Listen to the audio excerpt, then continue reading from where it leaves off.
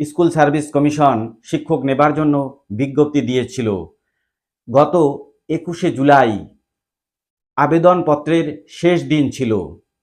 এতদিন পর্যন্ত আপনারা যারা আবেদন করেছেন প্রত্যেকেরই মনে সংশয় ছিল যে স্কুল সার্ভিস কমিশন এডিটের অপশন দেবে কি দেবে না। কেননা অনেক প্রার্থীর ফর্ম ফিল আপ করার সময় কিছু ভুল ত্রুটি হয়েছিল, তাই যে সমস্ত প্রার্থী ভুল করেছিলেন তাদের টেনশন হচ্ছিল।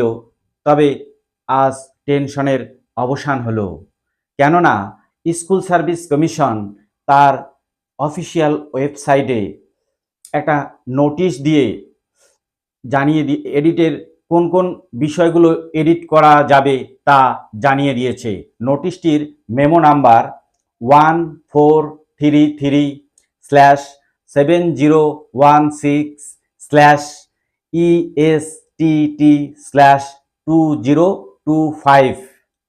এই নোটিশে দেওয়া রয়েছে যে আগামীকাল থেকে 30 জুলাই থেকে এই এডিট অপশন চালু হবে এবং আগামী আগস্টের 3 তারিখ পর্যন্ত এডিট করা যাবে।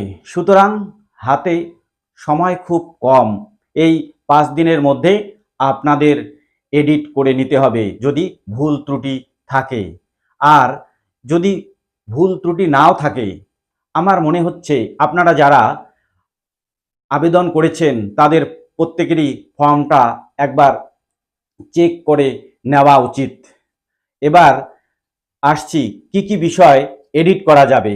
যদি কারো নাম ভুল হয়ে থাকে এডিট করা যাবে, তারপরে ডেট অফ বার্থ যদি ভুল থাকে এডিট করা যাবে, জেন্ডার যদি ভুল থাকে এডিট করা যাবে, ফটোতে যদি সিগনেচার না থাকে এবার সিগনেচার আপলোড করা যাবে। অনেক ক্যান্ডিডেট এরকমও আছেন এই ভুলটি করেছেন বেশিরভাগ ক্ষেত্রেই, যে ফটো হয়তো সিগনেচার কেউ করতে ভুলে গেছে, ফটো সিগনেচার ছাড়াই ফটো আপলোড করা হয়েছিল।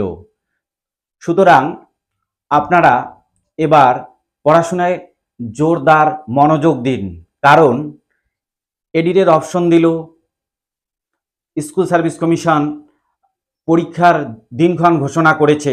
সুতরাং আর আমাদের অন্য চিন্তাভাবনা না করে পড়াশোনায় মনোযোগ দেওয়া উচিত।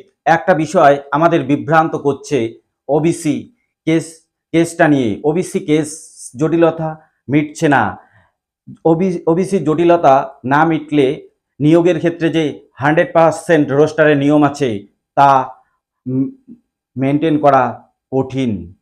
তো আমরা আশাবাদী যে খুব তাড়াতাড়ি ওবিসি কেস মিটে যাক, নিয়োগ প্রক্রিয়া খুব স্মুথলি হোক এবং খুব তাড়াতাড়ি 31শে ডিসেম্বর 2025-এর মধ্যে মহামান্য সুপ্রিম কোর্ট যেহেতু ঘোষণা করেছে নিয়োগ প্রক্রিয়া কমপ্লিট হবে, আমরাও আশাবাদী যে নির্ধারিত তারিখে যেন নিয়োগ প্রক্রিয়া কমপ্লিট হয়।